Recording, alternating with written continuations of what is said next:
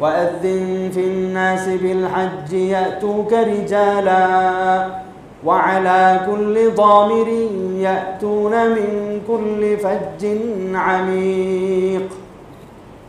যে ইব্রাহিম আপনি মানুষের মধ্যে ঘোষণা দিয়ে দিন, মানুষ যেন দূর দূরান্ত থেকে পায়ে হেঁটে কিংবা সওয়ারিতে আরোহণ করে বাইতুল্লাহ জিয়ারতের জন্য এখানে আগমন করে।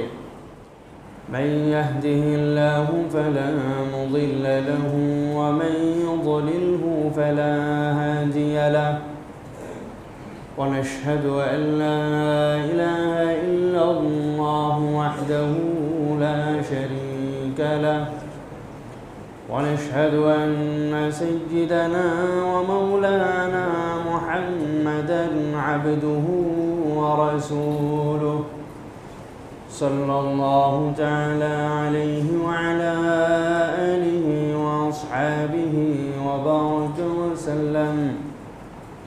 وبارك وسلم تسليما كثيرا كثيرا.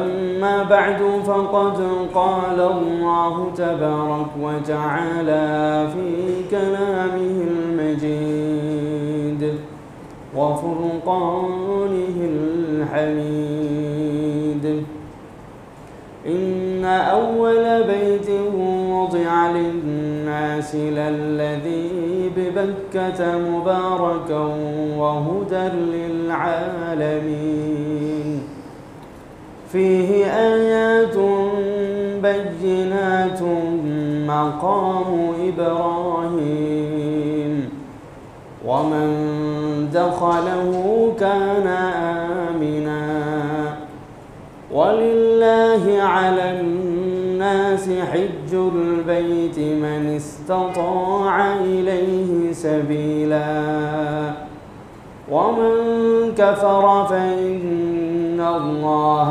غني عن العالمين. صدق الله المولانا العظيم وصدق رسوله النبي الكريم ونحن على ذلك لمن الشاهدين والشاكرين والحمد لله رب العالمين.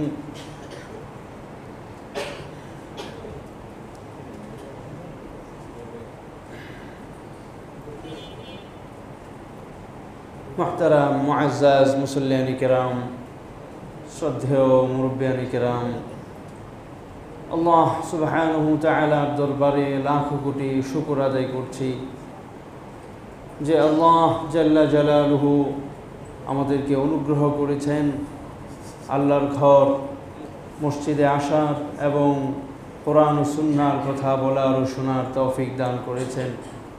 দিল থেকে শুকর আদায় করে বলি আলহামদুলিল্লাহ।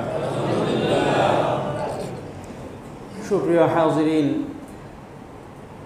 আমরা যে আলোচনাটি শুরু করেছিলাম, আল্লাহর ঘর বাইতুল্লাহ পৃথিবীর এমন একটি স্থান যা সর্বদিক থেকে কেন্দ্রস্থল।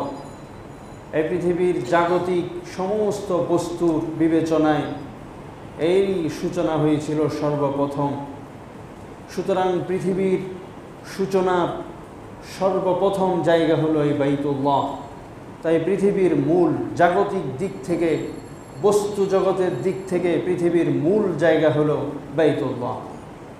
এবং মানুষকে আল্লাহ তাআলা সৃষ্টি করেছেন মাটি থেকে, হযরত আদমকে সৃষ্টি করেছেন মাটি থেকে। আর এই পৃথিবীর সূচনা মাটির মাধ্যমে যেখান থেকে হয়েছিল সেটি হলো এই বাইতুল্লাহ। সুতরাং মানুষের এই দেহ অবয়বের তার এই বাহ্যিক আকার আকৃতির মূল কেন্দ্রস্থল হলো বাইতুল্লাহ। ঠিক একইভাবে মানুষের আধ্যাত্মিক দিক থেকেও বাইতুল্লাহই তার মূল কেন্দ্রস্থল।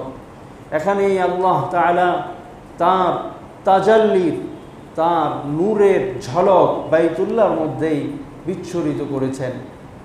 এবং এই বাইতুল্লাহকেই আল্লাহ তাআলা গোটা মানব জাতির জন্য হেদায়েতের মূল কেন্দ্রস্থল হিসাবে আখ্যায়িত করেছেন। কোরআনুল কারীমে আল্লাহ তাআলা বাইতুল্লাহর কথা বলেছেন, ইন্না আউওয়ালা বাইতিন ওয়াদিআ লিন-নাস। এই বাইতুল্লাহকে আল্লাহ তাআলা গোটা মানব জাতির জন্য স্থাপন করেছেন। হুদাল লিন-নাস, এটা মানুষের মুবারাকান, মানুষের জন্য বরকতের জায়গা, বরকত অর্জনের জায়গা, বরকত হাসিলের উৎসস্থল হলো বাইতুল্লাহ। ও হুদাল লিল আলামিন, গোটা বিশ্বজাহানের যত সৃষ্টি আছে সমগ্র সৃষ্টির জন্য বাইতুল্লাহ হলো তার হেদায়েতের কেন্দ্রস্থল। তো এই বাইতুল্লাহকে সর্বপ্রথম নির্মাণ করেছেন হযরত আদম আলাইহিস সালাম এবং হজ করেছেন। আদম আলাইহিস সালামের মাধ্যমে বাইতুল্লাহর হজের সূচনা হয়েছিল। হজ মানেই হলো ইচ্ছা করা, আর ইচ্ছা করার অর্থ হলো বাইতুল্লাহকে প্রদক্ষিণ করা। এই হজ হযরত আদম আলাইহিস সালামের মাধ্যমেই সূচনা হয়েছিল। তারপর বিভিন্ন নবীগণ হজ করেছেন।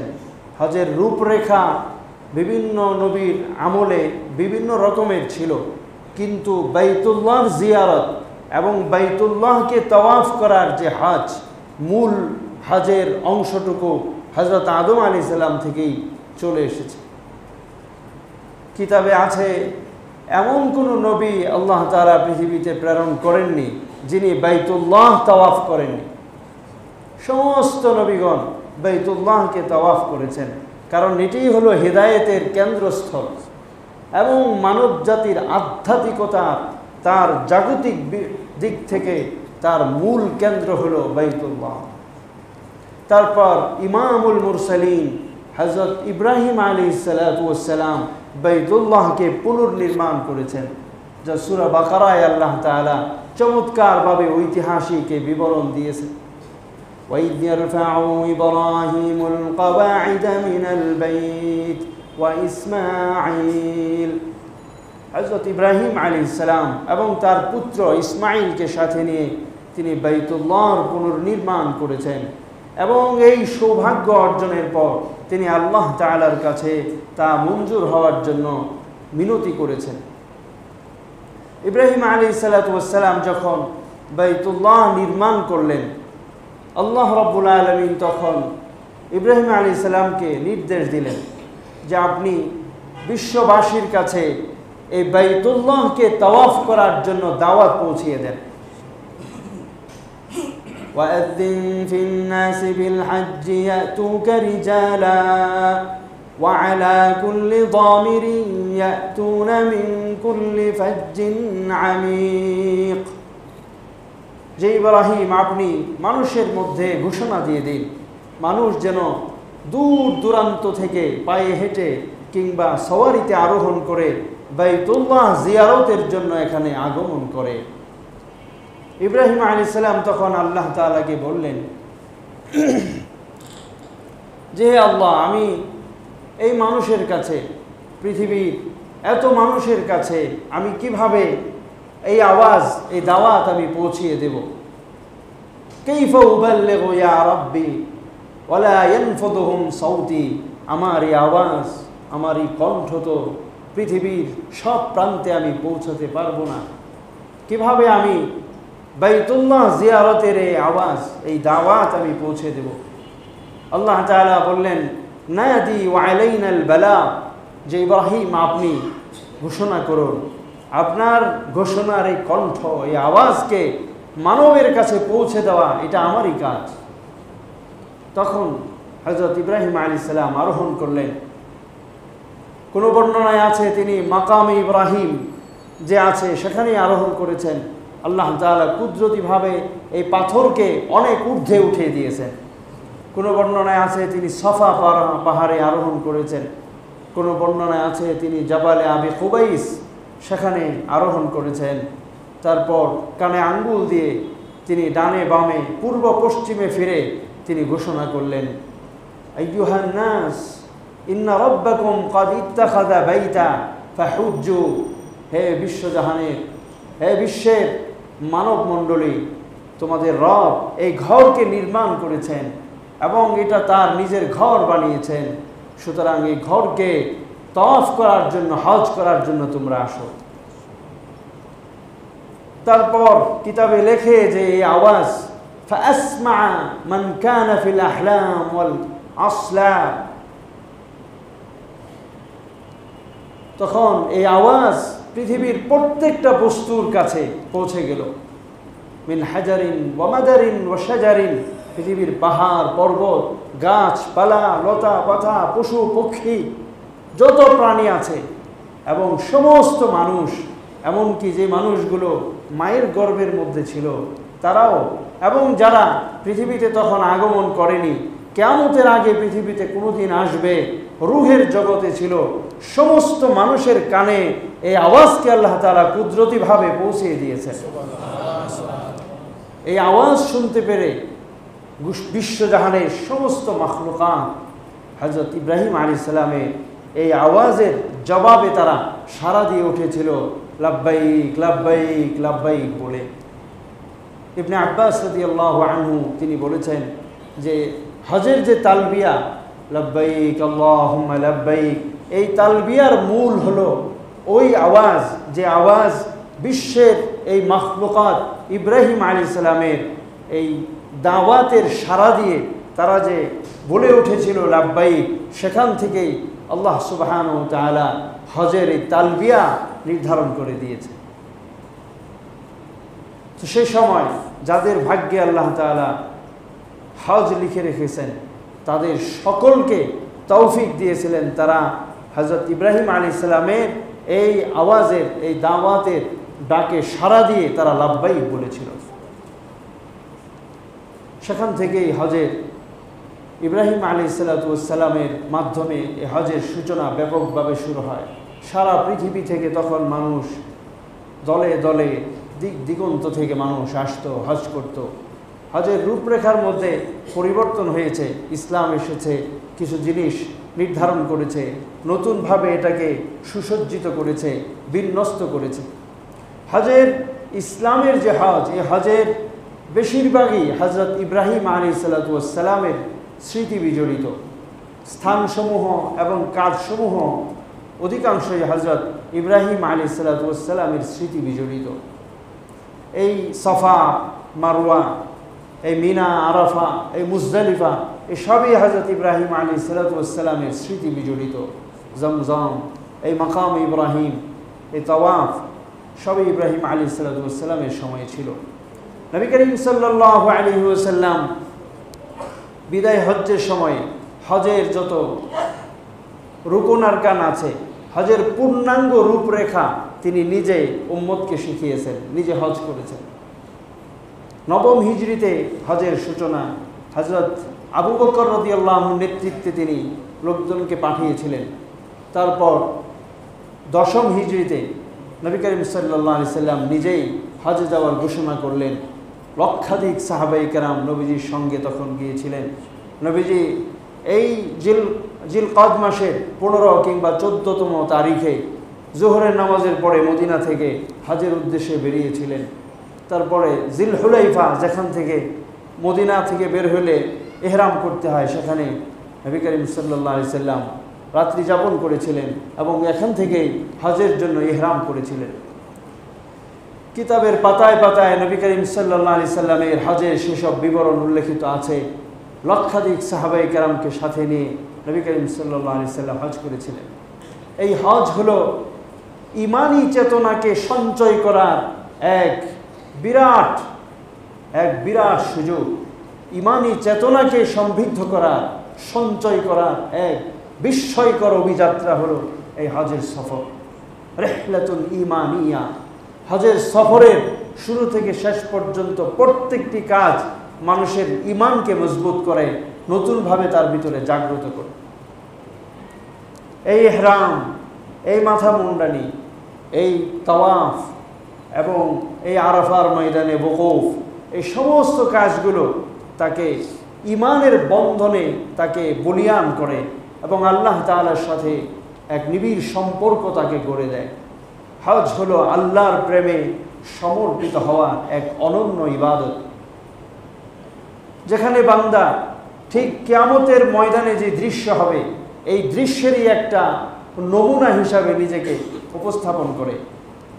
হজের ময়দানে, হজের এই সফরে পৃথিবীর দিক দিগন্ত থেকে আসা সমস্ত মানুষ, সে হোক আমির, হোক বড় বাদশাহ, হোক তিনি একজন একদম নিম্ন শ্রেণীর সাধারণ মানুষ, সমস্ত মানুষ এক কাতারে, একই পোশাকে, একই স্লোগানে, একই অবয়বে, একই আকৃতিতে, মাথার চুল মুন্ডিয়ে একই জায়গায় সকালে অবস্থান করে। এর মধ্য দিয়ে ইসলামের যে সাম্য সৌন্দর্য এবং ইসলামের যে ভ্রাতৃত্ববোধের যে নির্মল শিক্ষা, এটি যেমন পৃথিবীর সামনে এক বিস্ময়করভাবে উপস্থাপিত হয়, ঠিক একইভাবে আল্লাহর প্রেমে বান্দা কিভাবে নিজেকে সমর্পণ করতে পারে এর এক চরম দৃষ্টান্ত উপস্থাপিত হয়।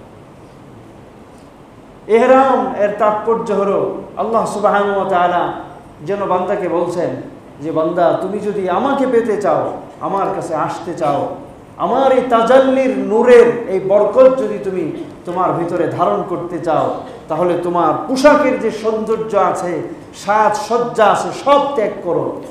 সব ত্যাগ করে সেলাইবিহীন সাদা পোশাক, কাফনের মতো এই কাপড় পরিধান করে তুমি আমার দিকে এগিয়ে আসো। তারপর আল্লাহ তাআলা পদক্ষিণ যখন তাওয়াফ, আল্লাহ তাআলা যেন বান্দাকে বলছেন যে তুমি দুনিয়ার পিছনে চক্কর খেতে খেতে তোমার মন মস্তিষ্ককে তুমি ভরপুর করেছ, আজকে যদি আমার তাজাল্লির নূর বরকতকে তুমি অর্জন করতে চাও, তাহলে আমার ঘরের চতুর্দিকে তুমি চক্কর খাও। এটাই হলো তাওয়াফ। তারপর তোমার মাথার এই চুলের সৌন্দর্য যা তোমাকে মাঝে মাঝে অহংকারী করে তোলে, চুলের এই সৌন্দর্য মানুষকে অনেক সময় অহংকারী করে তোলে, সেই চুলকে তুমি মুন্ডিয়ে তোমার দেহের সমস্ত সৌন্দর্যকে তুমি ত্যাগ করো। তারপর আল্লাহ পাক নির্দেশ দেন, তুমি ঘর ছেড়েছ, পরিজন ছেড়েছ, বাড়ি ছেড়েছ, তোমার পোশাক ছেড়েছ, মাথার চুল ছেড়ে দিয়েছ, তোমার দুনিয়ার সব ছেড়ে আমার ঘরে প্রদক্ষিণ করেছ। তাতেও হয়নি, তুমি শহর নগরের এই অট্টালিকা, এই ঘর বাড়ি, এই সব ছেড়ে দিয়ে মরুভূমির সেই আরাফার ময়দানে গিয়ে অবস্থান করো। তাবু ছাড়া, বালিকণা ছাড়া, রৌদ্রতাপ ছাড়া যেখানে আর কিছু নেই, সেখানে গিয়ে তুমি অবস্থান করো এবং পৃথিবীর সব মায়া মমতাকে ত্যাগ করে এক আমার জন্যই তুমি বিলীন হয়ে যাও। এটাই হলো হজের তাৎপর্য, আল্লাহর প্রেমে সমর্পিত হওয়ার এক অনন্য ইবাদত এই হজ। হজের মাধ্যমে একজন বান্দা আল্লাহ তাআলার এত নৈকট্য অর্জন করতে পারে। নবী করিম সাল্লাল্লাহু আলাইহি সাল্লাম হাদিসে বলেছেন, وأما خروجك من بيتك تؤم بيت الله الحرام فإن لك بكل خطوة تخطوها يكتب الله لك بها حسنة وتمحو عنها بك سيئة وأما وقوفك بعرفة فإن الله يباهي بهم الملائكة فيقول يا عباد الله فيقول هؤلاء عباد الله يأتونني شعثا مغبرا يرجون رحمتي ويخافون عذابي ولم يروني فكيف إذا رأوني। আল্লাহ সুবহানাহু ওয়া তাআলা এই হজকে এমন এক অনন্য ইবাদত বানিয়েছেন। নবী করিম সাল্লাল্লাহু আলাইহি সাল্লাম বর্ণনা দিয়েছেন যে তুমি যখন হজের উদ্দেশ্যে তোমার ঘর থেকে আল্লাহর ঘর জিয়ারতের জন্য বের হয়েছ, বের হওয়ার সাথে সাথে ফাইন্না লাকা বিকুল্লি খুতওয়াতিন, তোমার প্রত্যেকটা কদমে কদমে একটা করে নেকি তোমার জন্য লিখে দেওয়া হচ্ছে। যখনই তোমার বাহন তোমাকে নিয়ে এক কদম অগ্রসর হয়, তখনই তোমার জন্য একটি নেকি তোমার আমল নামায় লেখা হয়ে যায়। ওয়াতামহু বিকা তামহু আনকা বিহা সাইয়্যাতান, আর প্রত্যেক কদমেই তোমার জীবনের একটি গুনাহ মোচন করে দেওয়া হয়। ওয়া আম্মা উকুফুকা বিআরাফা, আর যখন তুমি আরাফার ময়দানে গিয়ে দাঁড়াবে তখন আল্লাহ তাআলা ইউবাহি বিকুম, ফেরেশতাদের সঙ্গে তোমাদের নিয়ে গর্ব করেন আর বলেন হাউলাই ইবাদি, যে এরা তো আমার বান্দা, আমার কেমন বান্দা, ইয়াতুনানি শাইসান গাবারা, যে এরা মাথার চুল নেই, শরীরে কাপড় নেই, এলোমেলো এভাবে দুলুমলিন হয়ে আমার কাছে এসে পড়ে রয়েছে। ইয়াতুনানি, তারা আমার রহমতের আশা পোষণ করে আর আমার আযাবকে তারা ভয় করে। আর তারা তো কোনোদিন আমাকে দেখেনি, তারা কোনোদিন আমাকে দেখেনি, তবুও তারা আমার জন্য এমন পাগল হয়েছে। জীবিত থাকা অবস্থায় মৃতদের কাপড় গায়ে, জীবিত থাকা অবস্থায় তার শরীরের সৌন্দর্যকে সে আমার জন্য ত্যাগ করেছে। আল্লাহ তাআলা বলেন তারা তো আমাকে দেখেনি, আমাকে না দেখেও তারা এইভাবে আমার জন্য বিলীন হয়েছে, সমর্পিত হয়েছে। ফাকাইফা ইযা রাআউনি, তারা যদি আমাকে দেখতো তাহলে তারা আমার জন্য কি করত? আল্লাহ তাআলা বলেন যে তারা যদি আমাকে দেখতো তাহলে তখন তারা আমার জন্য কি করত?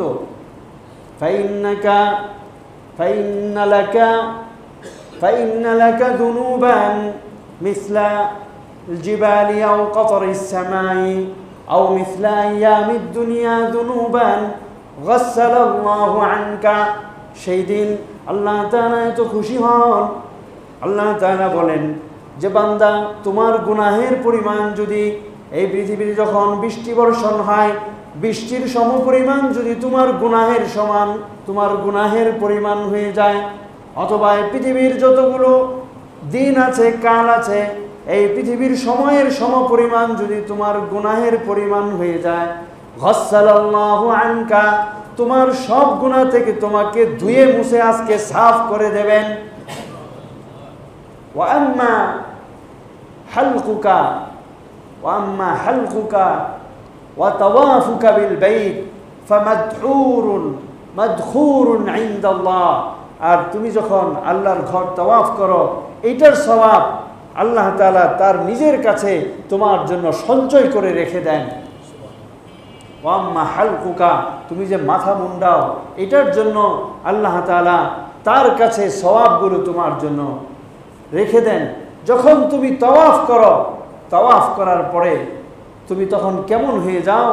তখন তুমি এমন হয়ে যাও কায়াউমিন ওয়ালাদাতকা উম্মুকা, তখন তোমার অবস্থা এমন হয়ে যায়, তোমার যখন তাওয়াফ শেষ তুমি যখন এমন হয়ে গেলে যেমন তোমার মা যেদিন তোমাকে তার গর্ভ থেকে সর্বপ্রথম ভূমিষ্ঠ করেছিল। নবী করিম সাল্লাল্লাহু আলাইহি ওয়াসাল্লাম এই যে হাদিসে বলেছেন, এই হজের মাধ্যমে একজন বান্দা নিষ্পাপ, নির্মোহ, নির্লোভ এবং পরিশুদ্ধভাবে নতুন একটা জীবন লাভ করে। আধ্যাত্মিকতায় তার অন্তরের আল্লাহর প্রেমে এমন একটা অবস্থা তার সৃষ্টি হয়, নতুন করে সে আল্লাহ তাআলার সাথে একটা জীবন সে শুরু করতে যায়। হজ এমনই একটি অনন্য ইমানি চেতনাকে সমৃদ্ধ করার ইবাদত, যার মাধ্যমে বান্দা আল্লাহ তাআলার সাথে এক নিবিড় সম্পর্ক তৈরি করে। ঠিক একইভাবে এই হজ হলো গোটা পৃথিবীর সামনে ইসলামের সাম্য সৌন্দর্য এবং ইসলামের নির্মল ভ্রাতৃত্ববোধ এর চেতনাকে জাগ্রতকরণের এক অনন্য দৃষ্টান্ত। হজের মধ্যে পৃথিবীর সব দেশ থেকে, সব ভাষার, সব কান্ট্রি, সব অঞ্চলের, সব শ্রেণী পেশার, সব স্তরের মানুষগুলো একসাথে একত্রিত হয়। আল্লাহ তাআলা সবার জন্য রেখেছেন একই পোশাক, ভিন্ন পোশাক পরিধানের কোনো সুযোগ নেই। সবার জন্য একই আকার আকৃতি, মাথায় চুল থাকবে না, নখ কাটবে না, তার মোষ দাড়ি এগুলোকে পরিষ্কার করবে না, পাগলের বেশে সবাই একই অবয়বে, একই আকৃতিতে, এবং সবার মুখে একটাই স্লোগান, একটাই ঘোষণা, লব্বাইক আল্লাহুম্মা লব্বাইক লব্বাইক লা শারীকা লাক লব্বাইক ইন্নাল হামদা ওয়ান নি'মাতা লাকা ওয়াল মুলক লা শারীকা লাক। এক আল্লাহর ধ্যান, এক ঈমানি চেতনা এবং একটাই তার কেন্দ্র, সেটা হলো কাবা, বাইতুল্লাহ, বাইতুল্লাহকে প্রদক্ষিণ করা। একটাই তার জন্য জায়গা, ওকুফ বা বিআরাফা, আরাফার ময়দানে অবস্থান নেওয়া। এর বাইরে কেউ যায় না, এই আকৃতির বাইরে কেউ যায় না। একই বিন্দুতে, একই জায়গায়, একই অবয়বে, একই স্লোগানে, একই পোশাকে গোটা পৃথিবীর সমস্ত মুসলমানরা এখানে একত্রিত হয়। ইসলামের এই সাম্য, ইসলামের এই ভ্রাতৃত্ববোধের এই সৌন্দর্যের মধ্য দিয়ে এই মেসেজ, এই বার্তা পৃথিবীর সামনে উপস্থাপিত হয়। ইসলামের মধ্যে কোনো জাত্যাভিমান নেই, বংশমর্যাদা, পদমর্যাদা, রূপ সৌন্দর্যের অহংকার, ধন দৌলতের অহংকার কিংবা শক্তি ক্ষমতা সামর্থ্যের অহংকার ইত্যাদির কোনো পরোয়া, ইত্যাদির কোনো মূল্য আল্লাহ তাআলার কাছে নেই। আল্লাহ তাআলার কাছে মূল্য কেবল ওই ব্যক্তির, যে ব্যক্তি তার অন্তরকে, যে ব্যক্তি তার আমলকে, তার আচরণকে আল্লাহ তাআলার জন্য সুন্দর করতে পেরেছে। হজের মধ্য দিয়ে গোটা বিশ্বের মানবের সামনে আল্লাহ তাআলা ইসলামের এই সাম্য সৌন্দর্য এবং ভ্রাতৃত্ববোধ এবং পারস্পরিক এই সহমর্মিতা, পারস্পরিক হৃদ্যতাপূর্ণ সম্পর্কের এই বার্তাগুলো তুলে দিয়েছে। হজের মধ্য দিয়ে বান্দা আধ্যাত্মিকভাবে এমন সমৃদ্ধ হয়, তার মনোজগতে, তার জীবনে এমন এক পরিবর্তন ঘটে যা অন্য কোনো ইবাদতের মধ্য দিয়ে হয় না। হজের মধ্য দিয়ে সে নতুন জীবন লাভ করে, নতুনভাবে জন্মগ্রহণ করে। নবী করিম সাল্লাল্লাহু আলাইহি সাল্লাম উদাহরণ দিয়েছেন যে তোমার মা প্রথম যেদিন তোমাকে ভূমিষ্ঠ করলেন, সেদিন তুমি যেমন নিষ্পাপ ছিলে, শিশুর মন যেমন নির্মল থাকে, স্বচ্ছ থাকে, যেমন নিষ্পাপ থাকে, তুমি সেমন সেই শিশু বাচ্চার মতো নির্মল এবং পরিশুদ্ধ নিষ্পাপ হয়ে তুমি দেশে ফিরে আসো। এই আধ্যাত্মিক উন্নতি প্রত্যেকটা মানুষের অন্তরে অর্জিত হয়। আর বাহ্যিকভাবে ইসলামের যে সৌন্দর্যগুলো, শিক্ষাগুলো, সেগুলো অর্জনেরও, সেগুলো শিক্ষা গ্রহণেরও এক বিরাট সুযোগ এই হজের ইবাদত। এই জন্য হজ যাদের উপরে ফরজ, তাদের বিলম্ব না করে মানুষ আজকালকে বিভিন্ন অজুহাতে, বিভিন্ন ওসিলায় হজকে বিলম্বিত করে। আমাদের দেশে বিশেষ করে কিছু মানুষের মধ্যে এটা কালচার হয়ে গিয়েছে যে হজ করতে হবে বার্ধক্যে, বৃদ্ধকালে, চাকরির জীবন যখন শেষ হবে, যখন অবসরে যাবে, কিংবা যখন ছেলে মেয়েদের পড়াশোনা শেষ হয়ে তারা প্রতিষ্ঠিত হয়ে যাবে, মেয়েদের যখন বিবাহ হয়ে যাবে, ইত্যাদি কিছু কুসংস্কার আমাদের দেশে কেমন যেন ঢুকে পড়েছে যে সব শেষ করার পরে হজ করতে যেতে হবে। অথচ হজ হলো ইসলামের একটি রুকন, 5 স্তম্ভের একটি স্তম্ভ। নবী করিম সাল্লাল্লাহু আলাইহি সাল্লাম হাদিসে বলেছেন, যে ব্যক্তির উপরে হজ ফরজ হয়েছে, হজ করার সামর্থ্য যার আছে, সে যখন হজ করতে বিলম্ব করে এবং এই বিলম্ব করতে গিয়ে যদি তার মৃত্যু হয়ে যায়, হজ না করেই যদি তার মৃত্যু হয়ে যায়, নবী করিম সাল্লাল্লাহু আলাইহি সাল্লাম আশঙ্কা করেন যে সেই ব্যক্তি ইহুদি হয়ে মারা যাবে না খ্রিস্টান হয়ে মারা যাবে, এটা আমি বলতে পারি না। কত হুমকির কথা, বিপজ্জনক কথা। হজ ফরজ হওয়ার পরে সামর্থ্য যখন কারো হয়ে যায়, তখন বিলম্ব না করে হজ করে নেওয়া উচিত। যে টাকা আমি এই কাজের জন্য জমিয়ে রাখলাম, বাড়িটা যখন করা হবে, এই গ্যারান্টি কে দিতে পারবে যে বাড়িটা করা পর্যন্ত হায়াত থাকবে? কিংবা আমার মেয়েদের যখন বিবাহ হয়ে যাবে, এই গ্যারান্টি কে দিতে পারবে যে মেয়েদের বিবাহের বয়স হওয়া পর্যন্ত তার হায়াত থাকবে? কিংবা এই কাজটা আমার শেষ করার পরে বা চাকরি থেকে অবসর করা পর্যন্ত আমি অপেক্ষা করব, ইত্যাদি অজুহাতে হজকে বিলম্ব করা এটা কিছুতেই উচিত না।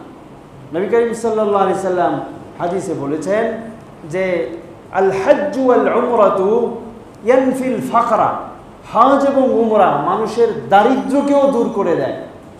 কেমন? যেমন লোহার মধ্যে যখন জংকার পড়ে, মরিচা পড়ে, এই মরিচাকে আগুন যেভাবে কি করে, আগুন কামার যখন হাঁপড় দিয়ে এটাকে লোহাকে জ্বালায়, তখন আগুন যেভাবে এই মরিচাকে দূর করে দেয়, হজ এবং উমরা দারিদ্র্যকে ঠিক এভাবেই মোচন করে দেয়। সুতরাং যেই অভাবের ভয়ে মানুষ হজকে বিলম্বিত করে, হজই হলো ওই অভাবকে মোচন করার উপায়। হজ করে এসেছে, আল্লাহ তাআলা তার মধ্যে বরকত দেননি এমন হতে পারে না। হজ করে আসার পর হালাল রিজিকের মধ্যে বৃদ্ধি ঘটবে। তাবিউ বাইনাল হজ্জ ওয়াল উমরা, নবীজি বলছেন যে একটার পরে একটা হজ করো, পরে উমরা করো, আবার সামর্থ্য হলে হজ করো, না হয় উমরা করো, একটার পরে একটা তুমি করতে থাকো। কারণ এই হজ এবং উমরা দারিদ্র্যকে দূর করে দেয়, যেমন আগুন লোহার মরিচাকে দূর করে দেয়। আল্লাহ তাআলা আমাদেরকে আল্লাহর ঘর জিয়ারতের এই ইচ্ছা, এই স্বপ্ন প্রত্যেকটা মুমিনের অন্তরে আল্লাহ তাআলা দান করেন। যে ব্যক্তি ইচ্ছা করবে, যে ব্যক্তি মনের ভেতর থেকে আল্লাহর কাছে কাকুতি মিনতি করবে, তাকে আল্লাহ তাআলা তার ঘর দেখাবেন না, এটা হইতে পারে না। কারণ পৃথিবীর একজন ভদ্র মানুষ, তাকে যদি আপনি বলেন যে আপনার বাড়িতে আমি একটু যাব, আপনার ঘরে আমাকে একদিন একটু নেবেন, তাহলে তিনি খুশি হয়েই ওই ব্যক্তিকে ডেকে নেবেন, দাওয়াত দেবেন, এবং যেদিন দাওয়াত দিবেন সেদিন তাকে আপ্যায়নেরও ব্যবস্থা করবেন। এটা পৃথিবীর মানুষের যদি এই চরিত্র হয়, তাহলে রব্বুল কায়নাত আল্লাহ রব্বুল আলামিনের চরিত্রটা কেমন? আল্লাহ তাআলার কাছে যদি কেউ দিল থেকে কাঁদতে পারে যে আমি আল্লাহ আপনার ঘরে যাব, ওই ব্যক্তিকে আল্লাহ তাআলা তার ঘর দেখাবেন না, এটা হইতে পারে না। কত ইতিহাস আছে। এক ব্যক্তির কথা শুনলাম যে তিনি 40 বছর ধরে হজে যাওয়ার জন্য কাঁদেন, 40 বছর ধরে প্রস্তুতি নেন। তিনি 40 বছর আগে 40টা গাছ রোপণ করেছেন, যে 40টা গাছ যখন উপযুক্ত হবে বিক্রি করে তিনি হজে যাবেন। তার ইতিহাস তিনি বলেছেন যে একজন নিতান্তই সাধারণ গ্রামের কৃষক শ্রেণীর মানুষ, প্রতিদিন আমি রাতের বেলায় গাছগুলোকে জড়িয়ে ধরতাম আর কাঁদতাম যে গাছ তুমি বড় হও, তোমাকে বিক্রি করে আমি আল্লাহর ঘর দেখতে যাব। এই বছর তিনি তার এই গাছগুলো বিক্রি করে তিনি হজে গিয়েছেন, হজের সফরে গিয়েছেন। পৃথিবীর ইতিহাসে এমন কোনো দৃষ্টান্ত নাই যে মন থেকে আল্লাহর ঘর জিয়ারত করার ইচ্ছা করেছে, হজ করার নিয়ত করেছে, আল্লাহ তাআলা তার এই নিয়তকে পূরণ করেননি। এটা হইতে পারে না। এই জন্য প্রত্যেক মুমিন বান্দার অন্তরে আল্লাহর ইশক, প্রেম, ভালোবাসা, এই যে মোহনা, এই যে উৎসধারা, এটাকে অর্জন করার অভিলাষ, স্বপ্ন থাকা চাই, এবং মন থেকে আল্লাহর কাছে চাওয়া চাই যে আল্লাহ আপনার ঘরে আমাকে নেন। আল্লাহ সুবহানাহু ওয়া তাআলা আমাদের সকলকে তৌফিক দান করে। ওয়া আখিরু দা'ওয়ানা আলহামদুলিল্লাহি রাব্বিল আলামিন।